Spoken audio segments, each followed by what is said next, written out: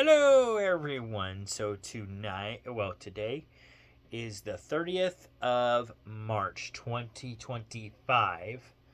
We got one more day of March left. Tomorrow is the last day of March. It is going by. Today was also the anniversary of. I don't know if I got the. I don't know where the deck went. Oh, there it is. Anniversary of Beetlejuice, which we've been doing this. So the movie of Beetlejuice came out on this day in history, and also the 1990 version of Teenage Mutant Ninja Turtles came out. So we are watching both films today, and we went out to see another film because it just came out, and B&B Theaters has just opened up in Warrensburg this weekend, so we decided to watch that. So, oh, by the way, this is Into the Dell with Gail Odell, and so I forgot to say that, but I probably already put it up on the side if I'm doing the editing tonight. But irregardless, so that's what we're doing. So we're getting into WWE first. Since I haven't talked about Smackdown yet, we're going to talk about Smackdown. Randy Orton and Cody Rhodes open the show. Randy Orton just more or less let it be known that once he's done with Kevin Owens, he's going to start setting his sights on some titles. I'm assuming he's setting his sights on the title that Cody Rhodes has. I'm not 100% sure, but I'm thinking that's what he's kind of referring to. But anyway, so he could face either Cody Rhodes or John Cena at some point down the road. Depends on who has the title and if John Cena excuse me. Also depends if John Cena walks away with the title and they have to get a new title because he runs away with it. You know, time will tell on that one, but right now. So that's the way it goes, but right now, Orton is making it clear that that's the title. I'm pretty sure that's probably the title he's going after, so. But at any rate, so Drew McIntyre comes out. He interrupts Randy Orton. And then he nearly avoids the RKO. So now we know there's going to be a match between Drew McIntyre and Randy Orton later on in the event in Smackdown. So there's that. My thoughts were at the time that Drew McIntyre shouldn't even came out. I don't know what the hell he's doing. He's already got something going on with Damian Priest. So I don't know why he's showing up here. It doesn't make much sense, but other than just Drew being Drew, I guess, and complaining about everything.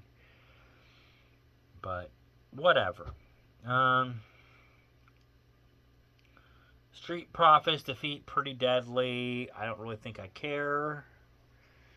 I'm losing right now.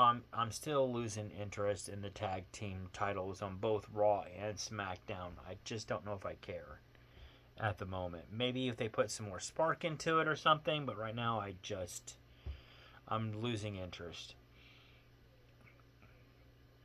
The Secret Service defeated Katana Chance and Kaden Carter.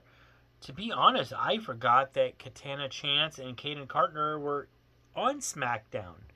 I knew they were still part of WWE, and I kept looking back and like, where are these two at? I don't know. Did they leave? What happened? And I mean, I thought they were a really good tag team, and I was kind of, beginning to wonder if they were never going to use them again.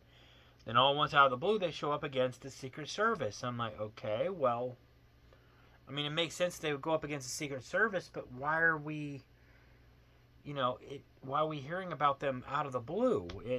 you know. So I'm kind of disappointed in WWE for that they're not using that tag team more than what they are. Because like I said, I even forgot whether they're on Raw or SmackDown. I knew they're still part of WWE because they weren't released, but like, what the hell is going on here? So, I think the WWE needs to do a better job of using their people. That's a big thing that I've seen time and time again, and even now with Hunter calling the shots now, it still seems a lot, you know, a lot of times they still forget a lot of their, you know, if they don't use that wrestler, excuse me, but they don't use a certain wrestler or a certain tag team in a month or two, then all at once it's like they forget about them. And I don't think that should be. You should remember these people. You're still paying them. You know, like the writers just all of a sudden they just like, okay, and then all right, well, we'll write them back in real quick. Like, and then when you do write them back in, it doesn't make much sense because now they're coming in out of the blue and they're not part of the storyline. So it's like, okay, where are you going with this? And that was the case here. It's like, okay, where are you going with this? This would have been all right had they been part of the storyline, but they're not part of the storyline, which is your fault because you're the ones who write this stuff. So do a better job and put them into something that actually makes sense. It's not their fault, and it's not our fault as fans for not supporting this idea. It's your fault for not putting them in a storyline that works. Anyway. So Katana Chance and Kaden Carter losing that match made sense because, like I said, they're not even part of the Secret Service storyline anyway. It's unfortunate they brought them in just for them to lose that match, but because, like I said, I think they're a better tag team than that, but it is what it is. LA Knight and Braun Strowman's fight gets interrupted by Fatu. That made total sense. I totally got it. It kind of predicted that would happen. Like I said, I'm thinking eventually it's going to be a three-way match between those guys at some point. It's going to be Fatu versus Braun Strowman versus LA Knight. In my opinion, it should just be LA Knight versus Fatu.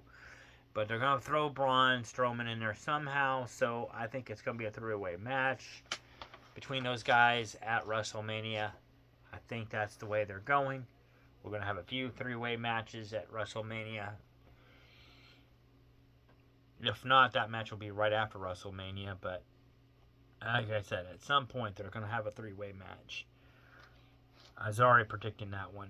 Naomi attacks B-Fab and Machine for becoming friends with Jade Cargill. Cargill comes out to save the day and chases Naomi off. Dude, Cargill versus Naomi, we're definitely going to be seeing that at WrestleMania, without a doubt. There will be a Cargill versus Naomi. The question is if Jade Cargill is then going to turn her attention to the EST at WrestleMania afterwards. It just depends on when they have a match. I'm kind of wondering if Naomi and Jade Cargill are going to have a match against each other on night one. And in the ladies' three-way match on Raw, that may be night two of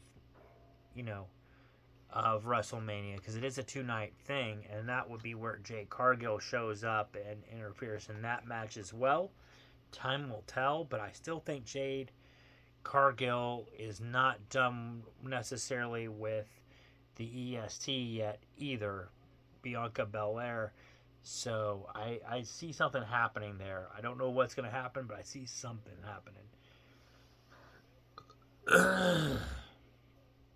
Time will tell, but I just don't think Jade Cargill is going to let Bianca walk off scot-free, because Bianca had to know something, and if she didn't, even if she didn't know anything, That still doesn't make her good in. They can't possibly make her look good in Jade Cargill's eyes. So, like I said, time will tell. But Charlotte Flair defeats Michin. I guess that happened right after Naomi attacked her and BFAB. So my guess is Flair kind of had an easy advantage anyway. So I'm not sure what Flair is trying to prove with that match, but it is what it is. Whatever. I don't really care about that one anyway. Like I said, it didn't make much sense to me as to why Flair is going after Michin anyway, but whatever. Kevin Owens attacks Randy Orton in his match with Drew McIntyre. Now, that one made perfect sense. Drew did win the match against Orton because Orton kind of took his eyes off the ball and watching Kevin Owens and Orton get into a fight afterwards, and then Owens it nearly escapes another punt attempt by Orton. So Kevin Owens is becoming a lucky dude. And we know that match is going to be at WrestleMania. We know that one's going to happen at WrestleMania between Kevin Owens and Randy Orton. So I'm definitely looking forward to it. I'm thinking during that match we're going to see Sami Zayn come back. The question is Sami Zayn... I have a feeling he will come back during WrestleMania, and he will come back during that match. I don't know if he's going to come back, though, to save Kevin Owens, or if he's going to come back to help Randy Orton, or if he's going to come back to block Randy Orton from punting Kevin's head in. Time will tell on that one, too, but I do look for Sami Zayn to probably come back during WrestleMania during that match. I definitely look for that to happen. Jimmy Uso beats The Miz. That's really just a setup for Jimmy Uso again. His match on Monday Night Raw. But I think Jimmy Uso is going to lose on Raw. I think he's going to lose to Gunther.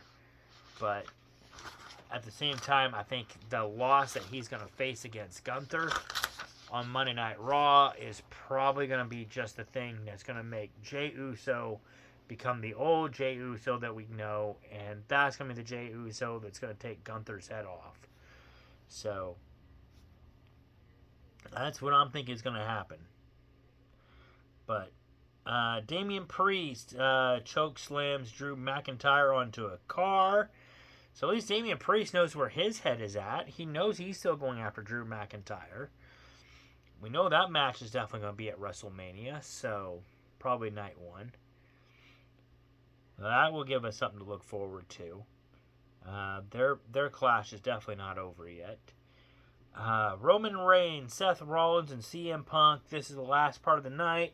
They sign a contract to wrestle each other at WrestleMania, and that's where Paul Heyman reveals that that match will be the main event of WrestleMania. So that means that CM Punk is finally in the main event, even though he's not going after a belt. Which made CM Punk happy. There was a slight tear in his eye when he was, cutting his promo. Where he looks back at Paul Heyman and Roman Reigns and says, "Thank you, Tribal Chief. You're a great Tribal Chief, or whatever you're calling yourself now. Your Tribal Chief, the big dog, the guy with the Uafala." So, of course, this all makes Roman Reigns just smile like, "Oh, thank you." And that's when he looks back. He goes, "Oh, but by the way, this is not the favor that I'm still owed." And he stands up when he says that, drops the mic, and that makes Roman Reigns and Paul Heyman look back like, "Oh crap, there's still a favor to be owed." And of course, Seth Rollins is still pissed because CM Punk got what he wanted. He got the main event, which is exactly what Seth Rollins didn't want to happen. So it is what it is. So they close on that. I thought it was a good Raw all in all. Some of it didn't make much sense. Like I said, I did not like the tag team thing. They got to make the men's tag team a little bit better. Women's tag team, and in my opinion too, though, as far as the ladies tag team goes, we have women's tag team champions, and they still have not defended the belt in a while. And it would be nice to finally see them defend the belt, but we're still not seeing that yet. They're too busy doing other things. I don't know what the hell they're doing, but I don't know why. I don't know what the story is there. I like what they're doing with Randy Orton. Although, like I said, the whole thing where Drew McIntyre intervened made no sense. Drew McIntyre is busy right now with Damian Priest, so for him to come out for that thing made no sense. I don't know why they would have him do that and become part of that storyline when he's busy with his own storyline. I don't know. Like I said, unless they're just using that whole persona of him being a complainer and a whiner, but I think they're overplaying that. At the end of the day, he's still a person like everybody else, and he still has one guy that he's worried about. That's the guy he's focusing on for Mania. So that's the guy that, I mean, that's what they're playing on, is that he should have been focused on that one guy, and he wasn't. And therefore, he's going to lose to Damian Priest at WrestleMania. That might be the storyline they're going with, and in which case, if they do that, it's probably going to end up being pretty brilliant on their part. So, like I said, time will tell.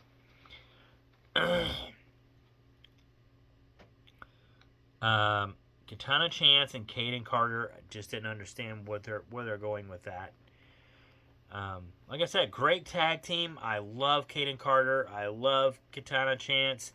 I just don't know where they're going with that storyline, and why now do you bring them in out of the blue? Probably would have been better bringing them in a month ago, 2 months ago. Why do you bring them in now with WrestleMania just weeks away?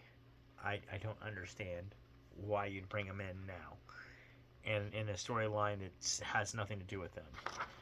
So, the LA Knight, Braun Strowman, and Fatu, I liked it. I think it's a build for WrestleMania or even a match later on down the road between those three. I think it's an excellent build. I liked it. Naomi attacking B-Fab and Michin. I like that because it sets Naomi up a little bit further as a heel. It's showing now that she's not just a heel to Jade Cargill, but she's a possible heel to any woman in the locker room. And she's probably more dangerous than ever. So I like that. I like how they're setting up Naomi. I still think Naomi is going to lose to Jade Cargill at WrestleMania. But like I said, I think it's an excellent build. It's something to look forward to. And that's something else to think about too. We've all been saying, like, well, what if Jade Cargill, her story isn't done with the EST yet? But another spin on that too is maybe Naomi isn't done with the EST yet. She might still be mad at Bianca Belair for walking out on her. So Naomi may end up attacking Bianca Belair at WrestleMania as well if she gets past Jade Cargill. So there's that spin too, and that very well could happen as well. Could be either way there. Said time will tell, but I like how they're building that. I really do, because it makes me think, and I was like, honestly, I don't know what's going to happen there any more than I know what's going to happen between LA Knight, Braun Strowman, and Fatu. I just don't know yet, but the build is excellent. I'm loving the build there. Flair defeating Michin. I just don't think that match was needed. I don't know why they did it. It made no sense there. Other than trying to build up Charlotte Flair, that's the only thing I can think of. But I mean, we don't really need to build up for Charlotte Flair. She's got what she needs. She's already got that build, so she's already the heel. We get it. So I don't really think there's a need for that match. I just don't. I don't know why they did it. Kevin Owens and Orton at the end. Like I said, the only thing I can, or Drew McIntyre and Orton at the end. Like I said, the only reason I can see for that is that Drew McIntyre is dropping the ball, and he's not paying attention to his upcoming match at WrestleMania, and that could hurt him in the long run. Maybe that's their build.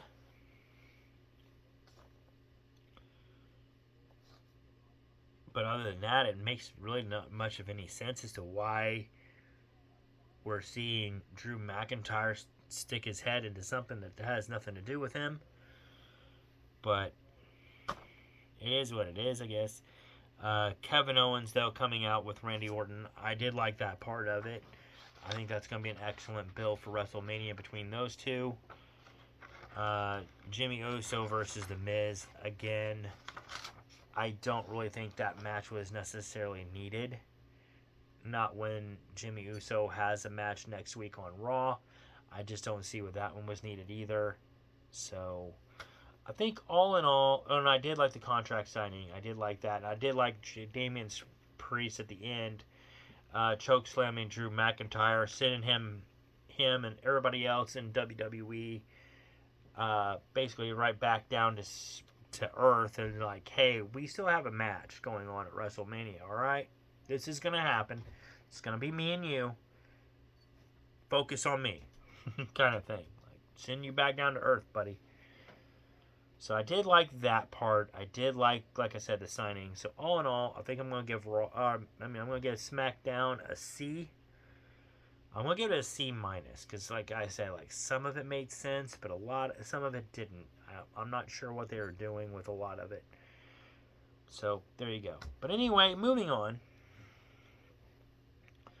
So Saturday, Angela and I were able to go to the new Moonlit Pedicure building in Warrensburg. Our friend Darby got a new building for her business.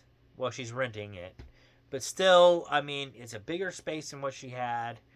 It's an older white house, but it's really, really cool. I think, to me, I think the vintage white house that she's renting, it totally fits the vibe with her store. Probably could be a different color to help her store out, but I can see why they won't let her paint it, because it's a vintage house. But still, I mean, if you go inside there, once you go inside the front door, that's where her store's personality really kicks in, and you really get the vibes of the Moonlight Pedicure.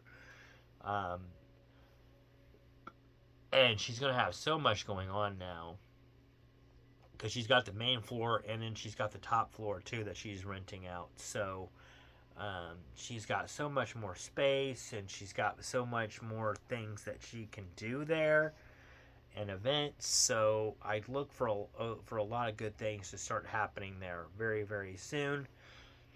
I know she's got a vampire dinner coming up May the 31st. Unfortunately, Angela and I won't be able to make that one, but I'll still promote it for her anyway, just because Darby's been really nice to us. So, and her business, we really like the Moonlight Pedicure, so it won't stop us from trying to help her promote that event, even though we can't go. But yeah, great place, and I look for a lot of good things to happen from her, so as time goes on. And yeah, and then tonight, Angela and I, or Sunday, I guess, for Sunday, Angela and I checked out the B&B Theater in Warrensburg. The new B&B, we loved it. We like the new looks on the inside. Nothing looks like AMC at all. They took all the AMC stuff out. all the old carpet, all of the paint, the paint job that was on the walls is gone. It's all B&B now, from the outside to when you walk in. Um, New employees, new everything. They might have some of the old employees still there, but everybody we saw today was all new. Got really fresh vibes when we walked in, friendly staff. Um, Everything was amazing from what we could tell. The theater, I mean, when we went in to see the live action Snow White. When we went into our section, um, yeah, the seats were awesome, reclining seats, heated seats. Uh, I think they even put in, from what I could tell anyway, I think they might even put in some new screens. These are really good screens. Um, B&B went all out. It's a really exceptional new place to watch movies. I think it's going to go over really well in Warrensburg. And so then going over the new live action, which we saw at that one, and I'm going to give my reviews on the new Snow White.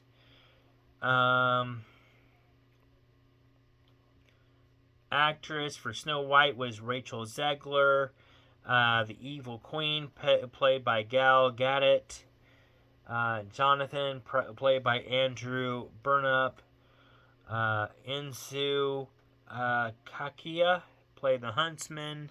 So on and so forth. It was a good cast. I am not complaining. I love the storyline. I love the... First off, what I really liked about it was that it did not follow... And if I'm giving away... By the way, I'm probably going to give away some things about the movie. So if you don't want to watch spoilers, just pass forward this as always. But like I said, I really liked it all in all. Like I was telling Angela coming home, it was a good movie. It's not gonna make my top 10 all time favorites by any means, or my top 20 for that matter. But it was still a good movie. I really liked how they changed the storyline from the cartoon version or the animation version to this one.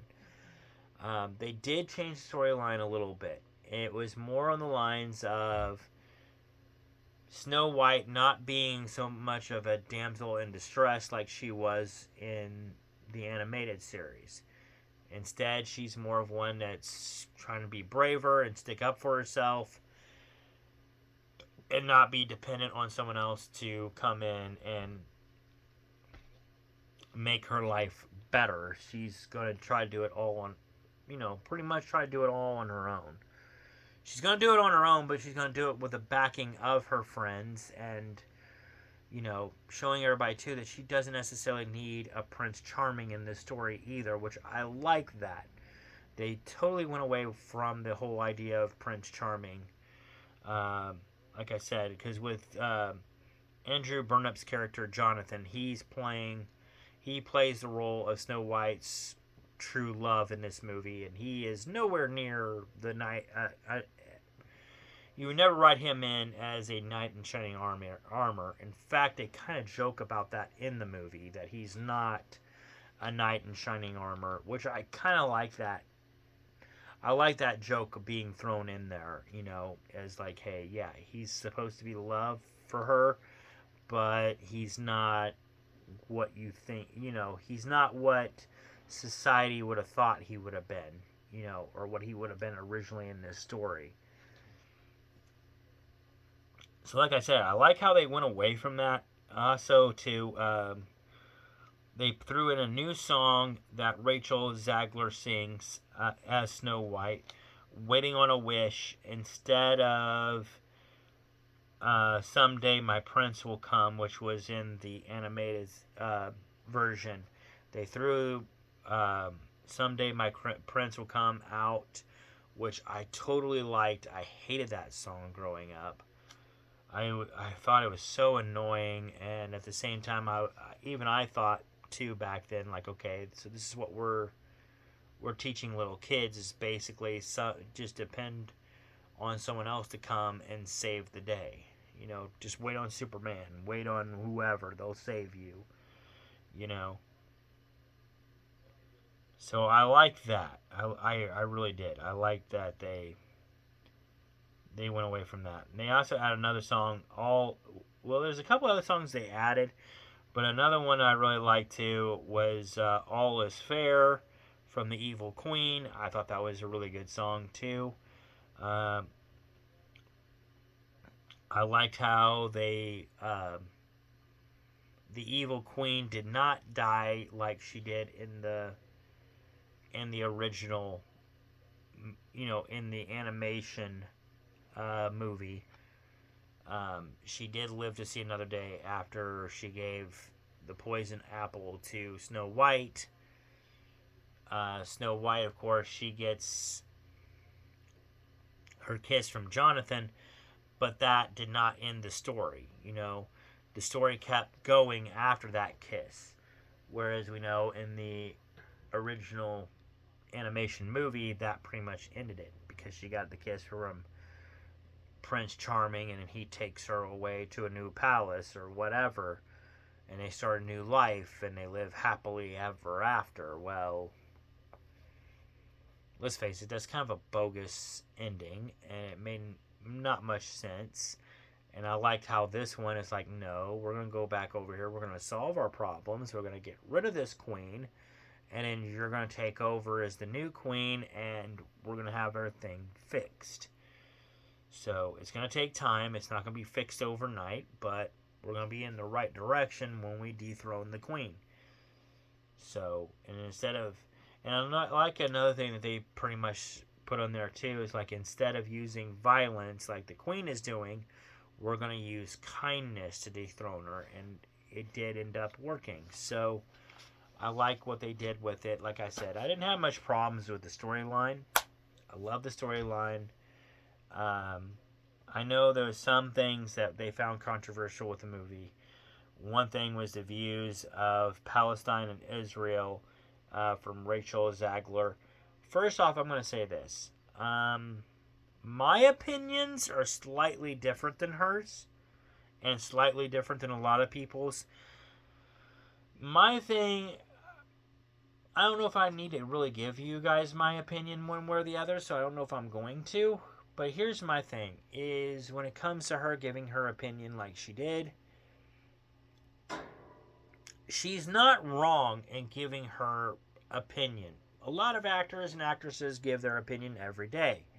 So she's not wrong in giving her opinion. What she is wrong on is giving her opinion while promoting this movie. She's being paid by Disney to help promote the movie. We know that because she's one of the top actresses. And because she's getting so much money from Disney for being in the film and all of that. So Disney's paying her really, really well. So she's supposed to help promote the movie. It's a given. She's a top actress. She got the leading role. So of course you'd want her to promote the movie. Her promoting the movie wasn't so bad. She put a trailer on there. Everybody was supporting the trailer and all that. But then she throws her views in about Palestine and Israel while promoting that movie. That is where she kind of went over the line.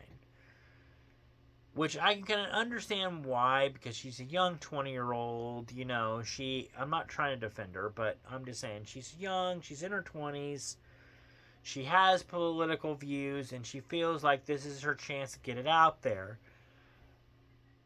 But you gotta understand, you can't do that while promoting a movie.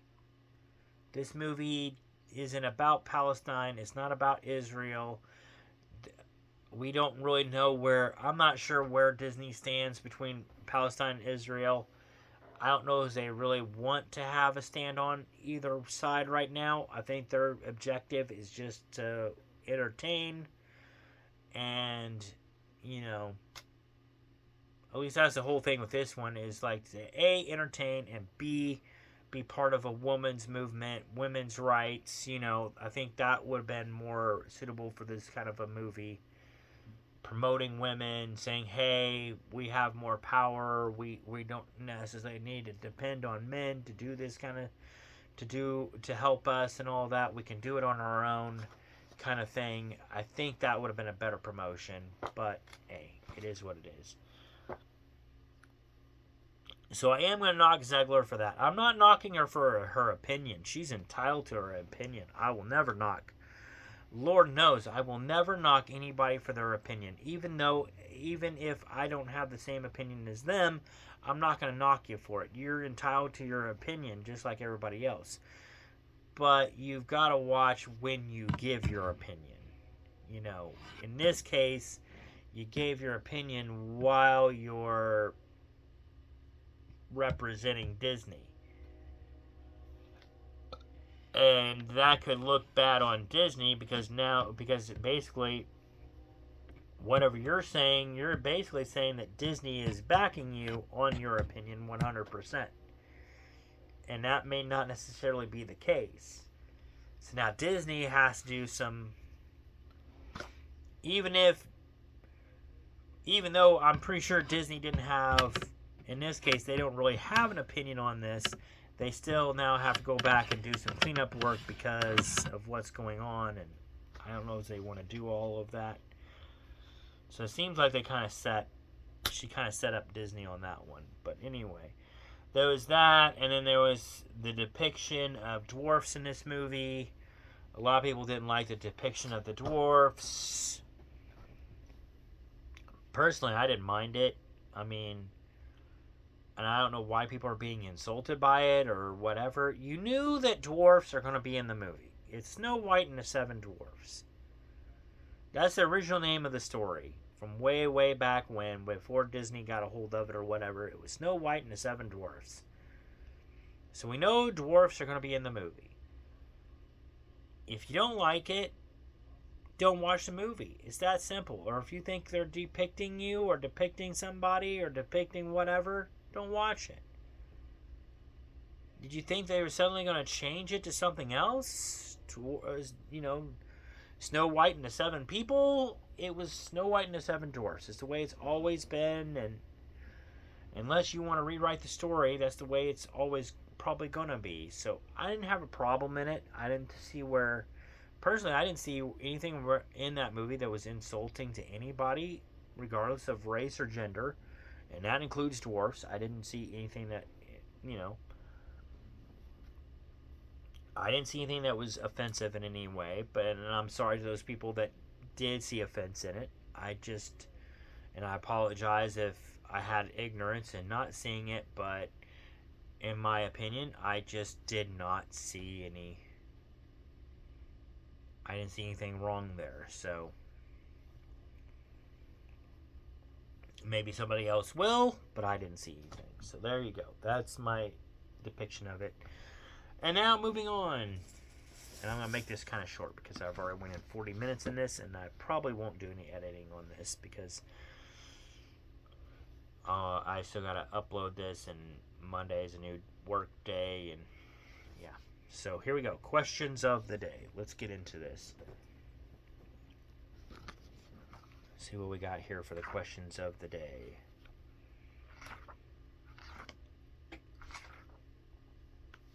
So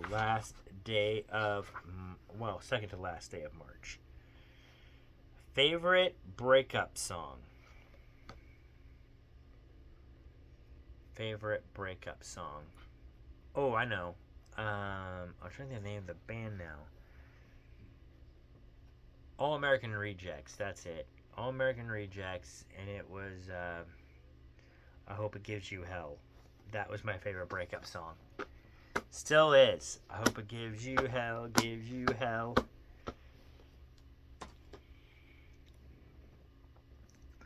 Because don't get me wrong, I'm still working my kind of 9-to-5 job too, in a sense. But I know at the time, it's like, I know she's still working her 9-to-5. I know I'm still working my 9-to-5. So that lyric in there didn't make much sense. except, or it wouldn't make that much sense, except even though I was working at I was working a 9 to 5. I was working a different 9 to 5. I got away from that place that she was working at, and I could see myself eventually moving up the ladder or up something. Meanwhile, she's probably going to stay exactly where she was. I mean, even if I failed moving up, I know, and I knew then, and I still know now, I'm going to continue trying to move up or trying to do better. Meanwhile, she's just going to stay right where she's at. So,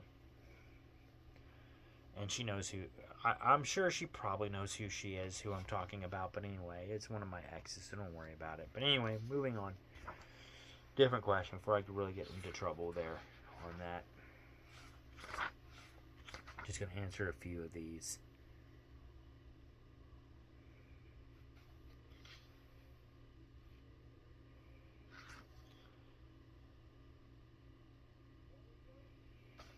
Hypnotized.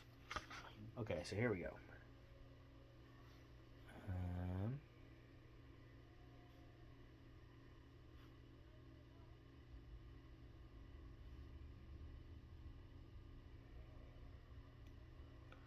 What grooming habit is essential to your daily life? Grooming habit, I would say combing my hair,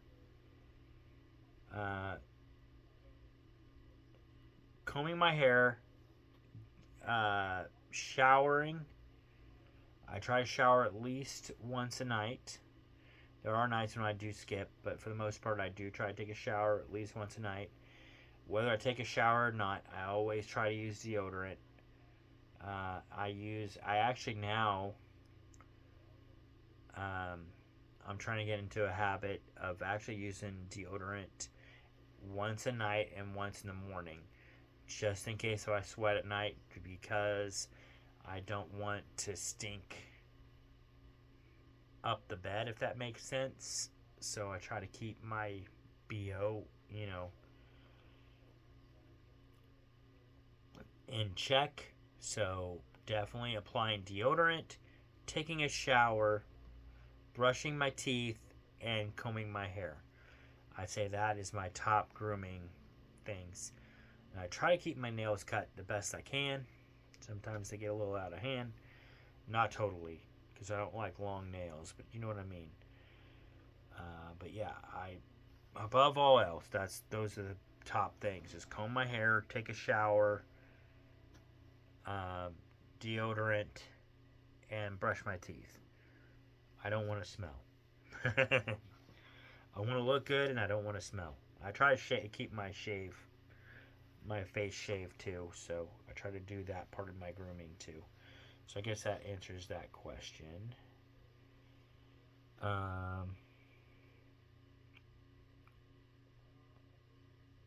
So I guess they would all be essential because I do all of them.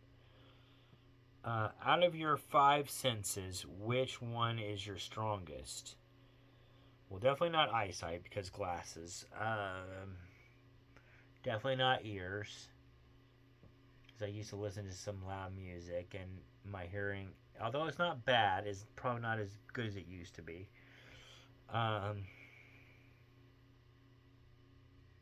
I'd say my sense of smell. Smell is probably my best. I have a pretty good sense of smell.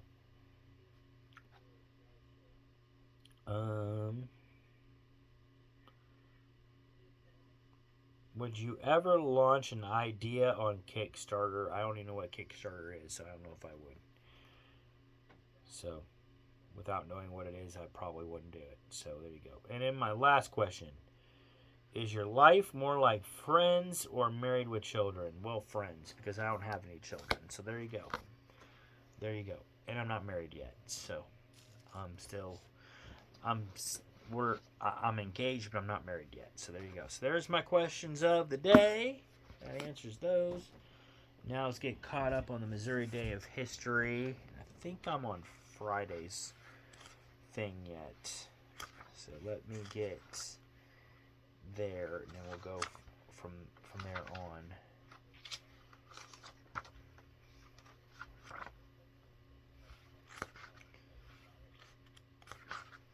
there and then I passed it somehow. Alright, so the 28th of March, we're going into Kansas City. So we're leaving St. Louis behind. We're going to Kansas City now. And we're going back to 1850. The largest city in the state of Missouri had humble beginnings, but grew into a major metro area at the confluence of the Missouri and Kansas rivers. Its key location had vital impact on the westward migration during the Americans' early years. So basically, they used it a lot to travel west.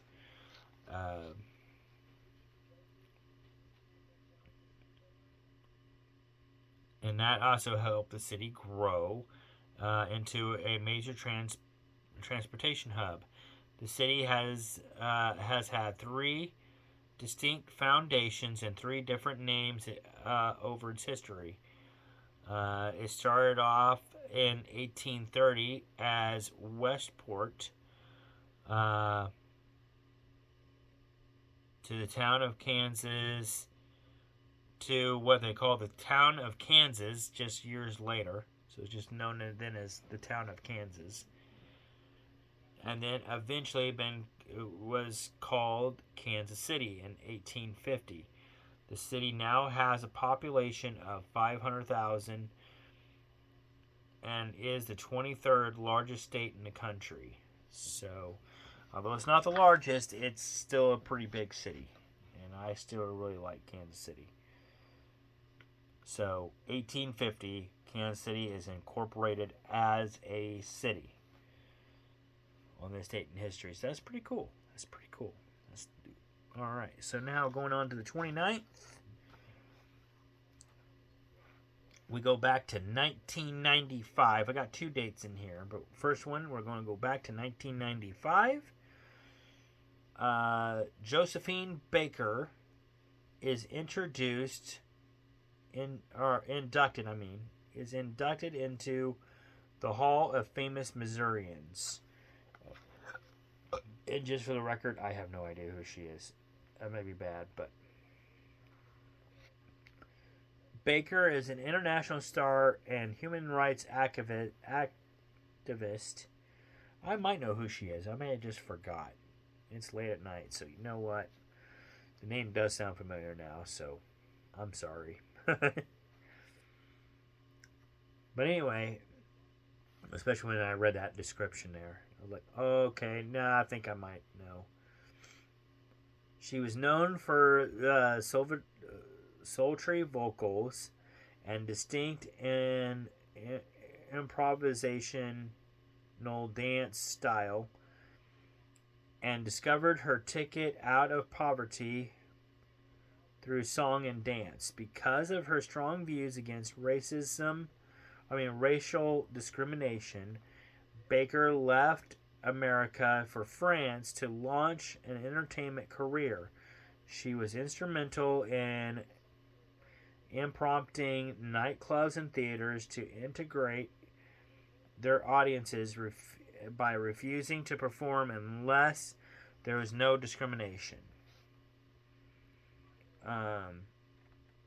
One of the highlights of Baker's life was taking part in the 1963 Freedom March in Washington, D.C., and delivering a speech just before Martin Luther King at the Lincoln Memorial. So that's really cool. That's where I kind of remember her. Like, after I kind of read that, like, oh yeah, she was really big. She was part of that march that Martin Luther King gave. So, very powerful woman. So there you go. That's really cool. That was 1995 that she was inducted into the Hall of Famous Missourians. So, better late than never, but I'm glad she's in there. March 29th. Also, we're going back. We're going to go up a little bit further. We're going to 2014. So in 2014, the University of Central Missouri, UCM, in Warrensburg wins the Division II Men's Basketball National Championship. The women's team won the national title in 2018. So just 2 years later. 4 years later. So that's really cool. I do remember when that happened back in 2014, by the way. So that was really cool. That's really cool. UCM is mentioned in this book. All right, now we're going into March 30th. So going to today now. So back in 1984, we're going back to 1984.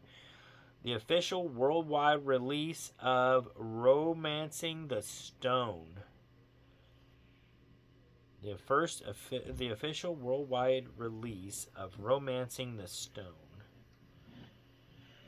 Springfield native Kathleen Turner hits the big screen, starring alongside Michael Douglas and Romancing the Stone. I have never seen this movie. Never heard of it until just now. I might be a bad Missourian now. The breakout hit propelled the Southwest Missouri State alum to A-list status after she won the Global Globe Award for Best Actress in a comedy. So I might need to see this now, especially after I saw Michael Douglas is in it. So that's really cool. That's what I got for y'all for the Missouri Day of History. So really cool stuff there. And I'm almost an hour in, so like I said, there won't be any editing on this tonight, but I will try to do better next week on my editing stuff and try to get stuff done quicker. I was going to try to do a couple more videos this weekend than what I did, so I do apologize for that as well. It got to be a busy weekend. It was a busier weekend, and some of my weekend was unplanned, and some of the stuff that was planned, it went a little bit longer than I expected, so there's that. But hey, that happens on the weekends, so I'm told. So I'm not too upset about it. It was a great weekend, nevertheless. I'm kind of sad that the weekend's actually about over, so, and I gotta go back to work on Monday. But it is what it is. And on that note, I'll see y'all later. Peace out, and catch you on the next video. Bye for now.